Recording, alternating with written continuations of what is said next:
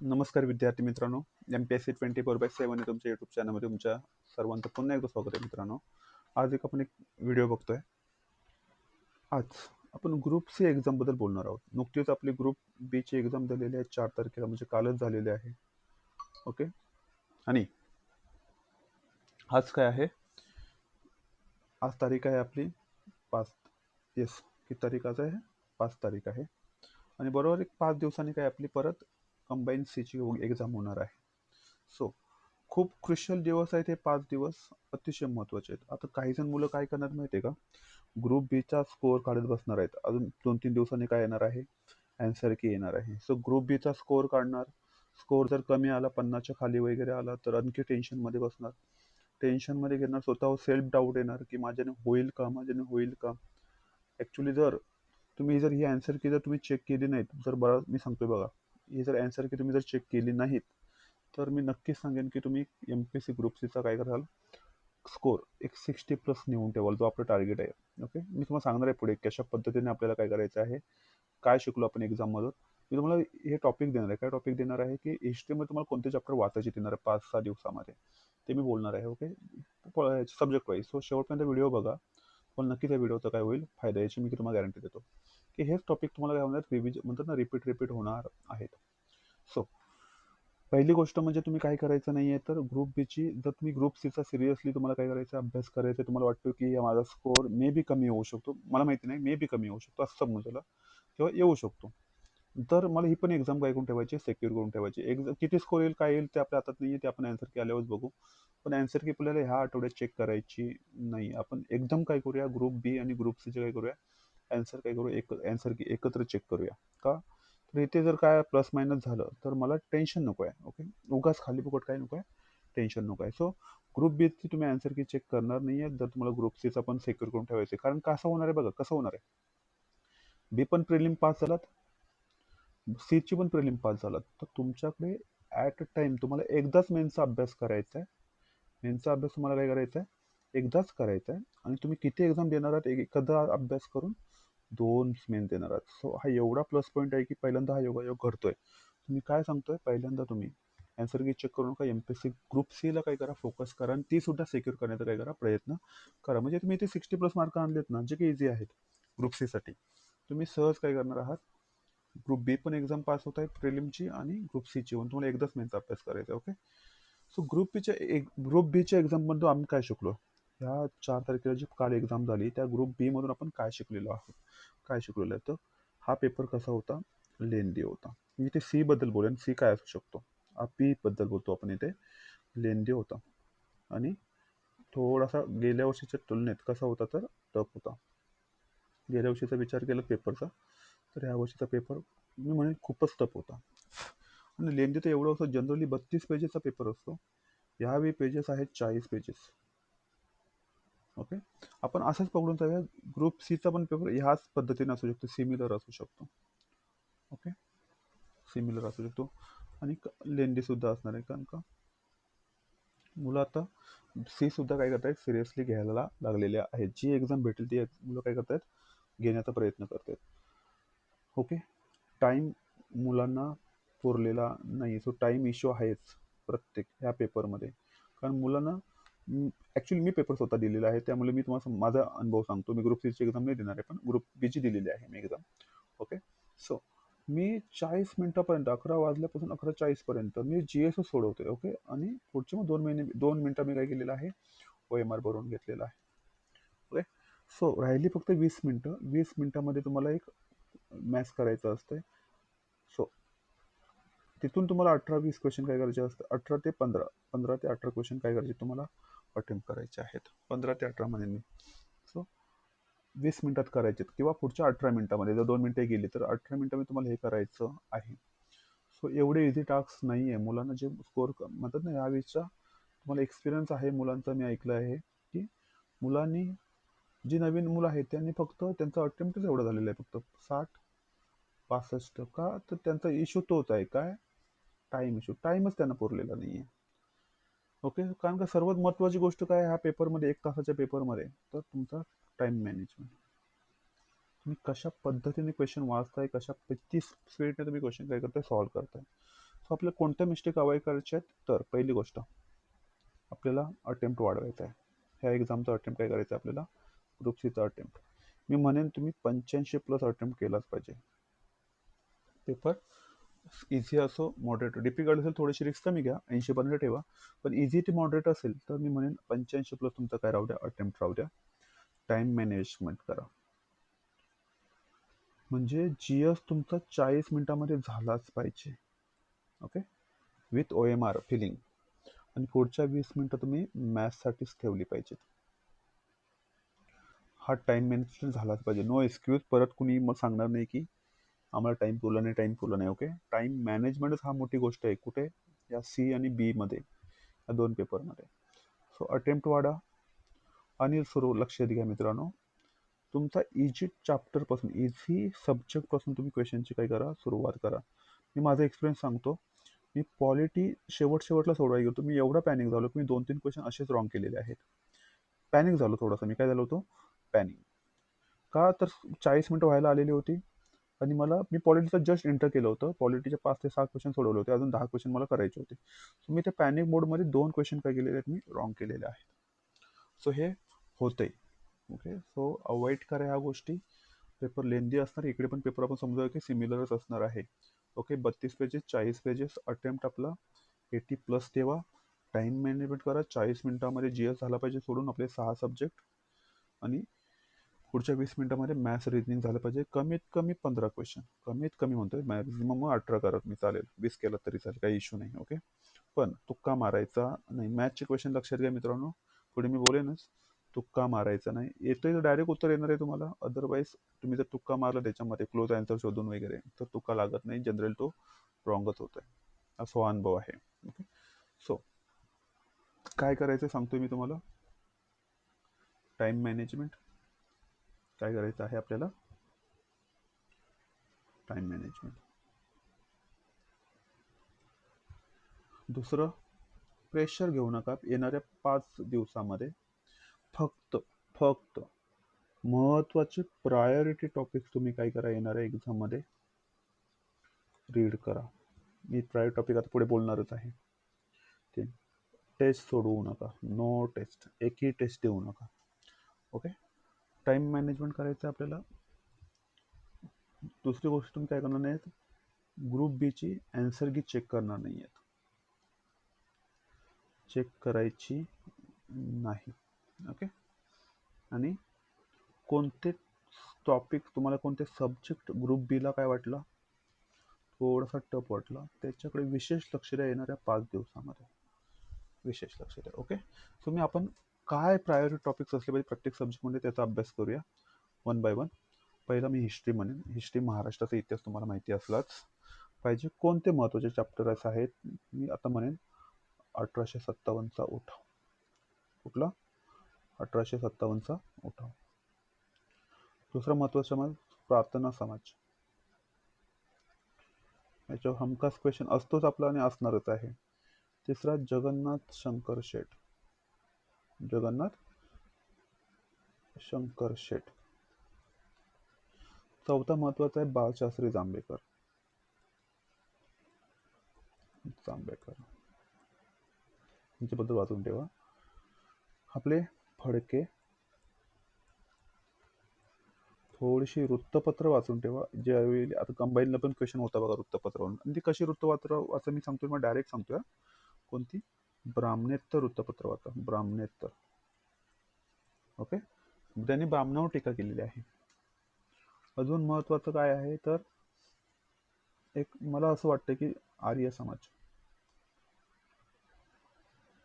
आर्य समाज, सत्यशोधक समाज, याचा अभ्यास करून ठेवा. ओके, आठवा महत्वाचा शाहू महाराज.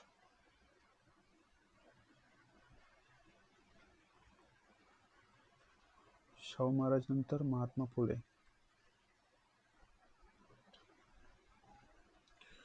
इंडियन नॅशनल काँग्रेसची अधिवेशन, ती पण मुंबईमधली अधिवेशन लक्षात घ्या. थोडे मी अजून एक ऍड कर त्याच्यामध्ये, मुंबईचे गव्हर्नर्स याच्याबद्दल थोडीशी वाचून ठेवा. मुंबईचे गव्हर्नन्स.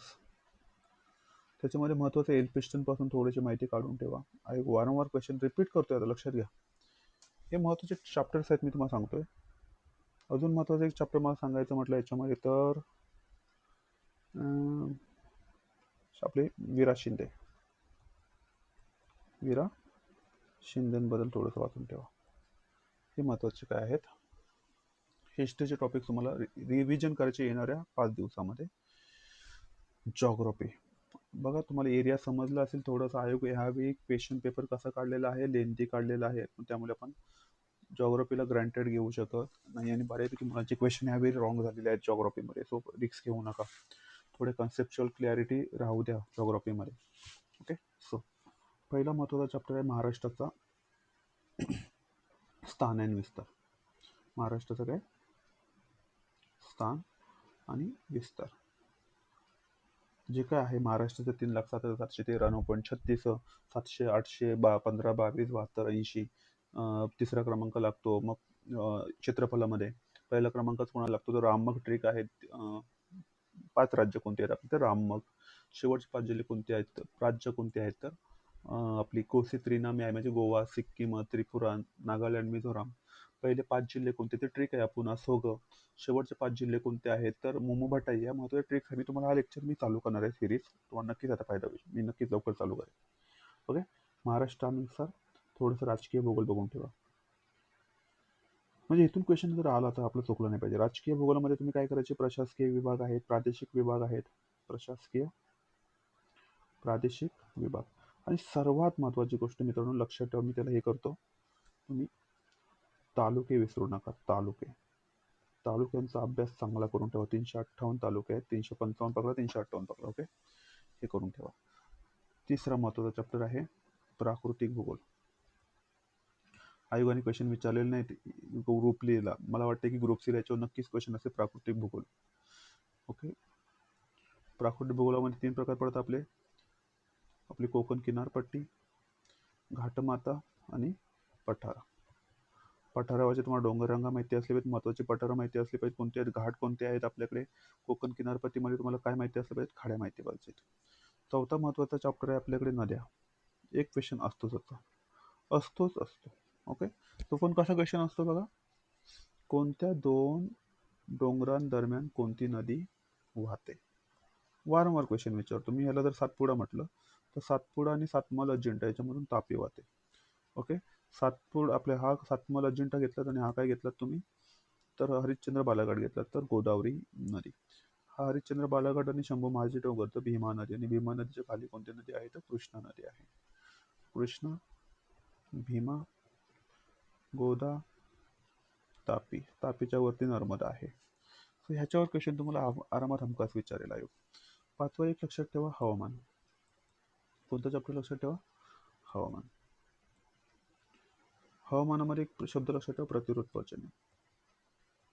कोणता पर्जन्य, सर्वात पाऊस कोणत्या ठिकाणी पडतो, आंबोली. सो हे महत्त्वाचे एक्झामला काय विचारू शकतो, तुम्हाला हमखास क्वेश्चन याच्यावर विचारला जाऊ शकतो. ओके. अजून काय लक्षात ठेवायचं तुम्हाला, पॉप्युलेशन. थोडेसे आयोगाने ह्या कंबाईन ग्रुप बीच्या पेपरला काय केलं होतं, कमी क्वेश्चन काढले होते पॉप्युलेशन. पण मला अपेक्षा आहे की ह्या एक्झामला ग्रुप सी याच्यावर क्वेश्चन हमखास असतील. पॉप्युलेशन, महाराष्ट्राचे पॉप्युलेशन करायचे तुम्ही, जास्त देशाची करत बसू नका. थोडंसं पर्यटन बघून घ्या. थोडीशी वनसंपत्ती, कोणत्या राज्यात वन जास्त आहेत, कोणत्या राज्यात कमी आहेत. खनिज संपत्ती. आणि जे पर्यटनामध्ये मी तुम्हाला आणखी महत्त्वाचे इलॅबोरेट करून सांगतो. पर्यटनामध्ये कोणते चॅप्टर तुम्ही करा, तर गरम पाण्याचे झरे. गरम पाण्याचे वाचून ठेवा. उपनदेव, सुपनदेव, कडसवे, अकलोली, गणेशपुरी. ओके. नंतर आपल्या रत्नागिरीमध्ये आहेत नवरे. ओके. राजापूरला आहे ना आपली राजवाडी. नंतर आरवली. ही महत्त्वाची काय, गरम पाण्याचे झरे आहेत, आपले धबधबे. हे महत्त्वाचे क्वेश्चन, याच्यावर एक क्वेश्चन विचारला जाऊ शकतो. सो 10चे 10 मार्क आपल्याला इथून घ्यायचे टार्गेट आहे आपलं. कितीचे किती, 10चे 10 मार्क. ओके. एवढेच टॉपिक फक्त करून ठेवा, चांगले तुमचे क्वेश्चन अटेम्प्ट होते. थोडंसं इंडियन जॉग्रफीमध्ये इंडियाचा फक्त राजकीय विस्तार, किती क्षेत्रफळ आहे, किती विस्तार आहे, हे सर्व गोष्टी करून ठेवा. पॉलिटीमध्ये अतिशय महत्त्वाचं लक्ष द्या मित्रांनो. पहिले तुम्ही काय करून ठेवा, कलमे वाचून ठेवा, ती पण कुठून 152 पासून 152 पडून 280 पर्यंत. ही महत्त्वाची कलमं आहेत आपल्या राज्यांसर्बत, राज्य विधिमंडळा संदर्भात. एवढीच कलमं वाचायची. घटना दुरुस्त्या महत्त्वाच्या त्यातल्या त्यात मला आता डाऊट वाटतोय की आयोग तुम्हाला क्वेश्चन विचारेल.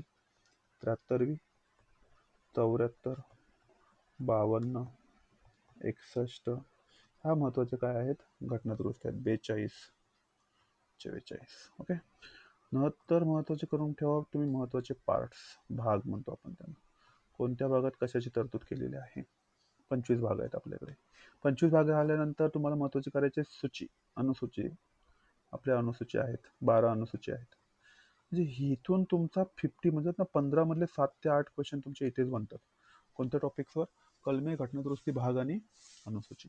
मग राहिलेलं फक्त राज्य विधिमंडळात जायचं. तुम्ही कुठे जायचं, राज्य, म्हणजे तुम्ही राज्यपालांचा अभ्यास करून ठेवा. राष्ट्रपतीचा नाही करायचा. ओके. महाधिवक्तावर ऑलरेडी क्वेश्चन विचारलाय, ह्याचं वाचून ठेवा तुम्ही. पंचायत राज, आणि पंचायत राज पण तुम्ही कशाचा अभ्यास करायचा, ग्रामपंचायत. सो हे महत्त्वाचे चॅप्टर्स आहेत. मग अजून काय करून ठेवा तुम्ही, मूलभूत अधिकार, फंडामेंटल राईट्स, DPSP आणि फंडामेंटल ड्युटीज. हे महत्त्वाचं काय करून ठेवा. लक्ष येते मित्रांनो, हे महत्त्वाचे पॉलिटीसाठी झाले. नंतर जाऊ आपण इकॉनॉमीसाठी. कशासाठी, इकॉनॉमी. तर इकॉनॉमी म्हणेल मी GDP, GNP. तर तुमचा कन्सेप्ट क्लिअर राहू द्या. ओके. वित्त आयोग क्वेश्चन ऑलरेडी विचारलं, त्यामुळे परत विचारणार नाही. GST वर क्वेश्चन विचारलेला नाही मित्रांनो. ह्या ग्रुप BC ला GST वर क्वेश्चन असणार आहे हमखास. 121 घटना दुरुस्ती, कोणतं कलम आहे, 246A, 269A, 279. ही कलम तुम्हाला माहिती असली पाहिजे. स्लॅब माहिती असली पाहिजे. GST काय माहिती असली पाहिजे, स्लॅब्स माहिती असले पाहिजे. GST करून ठेवा. Public finance. पब्लिक फायनान्स म्हणजे ज्याला आपण सार्वजनिक वित्त म्हणतो. पब्लिक फायनान्समध्ये तुम्ही अभ्यास करून ठेवायचा कशाचा, आपला बजेट. कशा अभ्यास करायचा तुम्ही, बजेटवर अभ्यास करून ठेवा. बजेटचं कलम काय, 112. कोणते, capital receipt, capital receipt, revenue receipt, capital expenditure आणि रेव्हेन्यू एक्सपेंडिचर.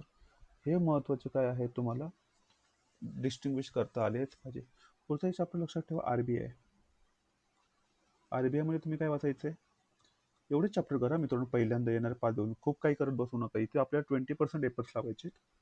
आपले किती एफर्ट्स लागले पाहिजेत, 20%. असा आपला अभ्यास असला पाहिजे आणि 80% आपला आउटपुट असलं पाहिजे. लक्षात ठेवा. ओके. सो RBI मध्ये तुम्ही काय लक्षात ठेवा, repo rate, reverse repo rate, संख्यात्मक साधने आणि गुणात्मक साधने. CRR काय असतोय, कुठल्या कलमात आहे, कुठल्या ॲक्टमध्ये आहे. CRR असेल, SLR असेल, OMO. हे महत्त्वाचे काय आहेत, टॉपिक्स आहेत, सब टॉपिक्स आहेत. ओके. महत्त्वाचा अजून टॉपिक आहे याच्यामध्ये, पंचवार्षिक योजना. आणखी आहे पॉवर्टी. त्याच्यामध्ये पण तेंडुलकर गट. कोणता गट, तेंडुलकर. मग तुम्ही 816 लक्षात ठेवा. त्याच्यामध्ये नंबर 1000 लक्षात ठेवा. 27-33 ग्रामीण भागासाठी 27 दारिद्र्य रेषा. इथे तिथे महत्त्वाचे काय आहेत चॅप्टर्स. एम्प्लॉयमेंटचे प्रकार बघून ठेवा. ओके. हे सर्व तुम्हाला कशामध्ये करायचं आहे. आणि कमिटीज, इकॉनॉमीचं काय करून ठेवा, कमिटीज करून ठेवा. कमिटी कोणकोणते आहेत, कशाची शिफारस केलेली आहे. ओके. General science. जनरल सायन्समध्ये तुम्ही जायचं पहिल्यांदा ॲनिमल क्लासिफिकेशन. काय करा, ॲनिमल क्लासिफिकेशन चांगलं करून ठेवा. ॲटलिस्ट प्राण्यांची नावं तुम्हाला माहिती असली पाहिजे. आता डायरेक्ट क्वेश्चन विचारलं कोणता प्राणी कोणत्या संघात येतो. ओके. ॲनिमल नंतर तुम्हाला काय माहिती असलं पाहिजे, plant classification. Thallophyta, bryophyta, pteridophyta, gymnosperm, angiosperm, monocot, dicot. बस संपला. फक्त कोणती वनस्पती कोणत्या ह्याच्यामध्ये आहे, कोणती ॲम्फिबियन आहे, कोणती वॅस्क्युलर आहे, कोणती नॉन वॅस्क्युलर आहे, सर्व गोष्टी माहिती असू द्या. आपले महत्त्वाचे vitamins A, B, C, D, E, K. त्यातले बी काय आहेत, बी आणि सी काय आहेत, वॉटर सोल्युबल आहेत. बाकीचे किडा KE, DA हे कसे आहेत, फॅट सोल्युबल आहेत. की त्यांची तुम्हाला काय माहिती असली पाहिजे, तर शास्त्रीय नाव माहिती असली पाहिजे. कशाची, विटॅमिनचे. आता किडा म्हणजे KEDE. याच्यावरती मी ट्रिक बनवले. काय ट्रिक बनवले, फटकरे, पठकरे.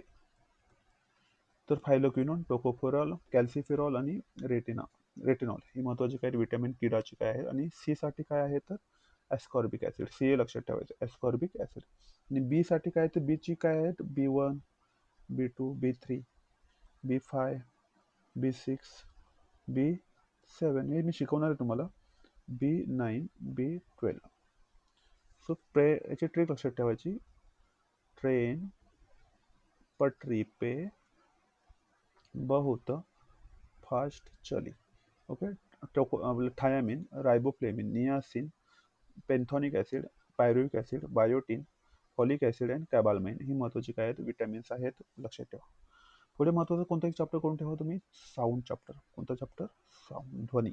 डेसिबल असेल, हर्ट्ज असेल, तरंग लांबी असेल, इको असेल, ultrasonic sound, infrasonic sound, audible sound, ही महत्त्वाची काही तुम्हाला करून ठेवायचे आहेत, तर हे चॅप्टर करून ठेवायचे, सब टॉपिक्स करून ठेवायचे. लाईट चॅप्टर करून ठेवा. लघुदृष्टिता, दूरदृष्टिता, मायोपिया, हायपरमेट्रोपिया कशासाठी, कोणती बिंग वापरली जातात. ओके, इंद्रधनुष्य, मृगजल काय असते, हे सर्व करून ठेवा यामध्ये, लाईट चॅप्टरमध्ये. महत्त्वाचं कार्बन, हिऱ्याची वैशिष्ट्ये, ग्राफाईटची वैशिष्ट्ये, नंतर ती फॉर्म्युला आहेत बघा, alkane, alkene, अल्काईन, CN H2N+2, CN H2N, CN H2N-2, ही महत्त्वाची काय आहेत, हे विचारतो डायरेक्ट एक्झामला क्वेश्चन आहे.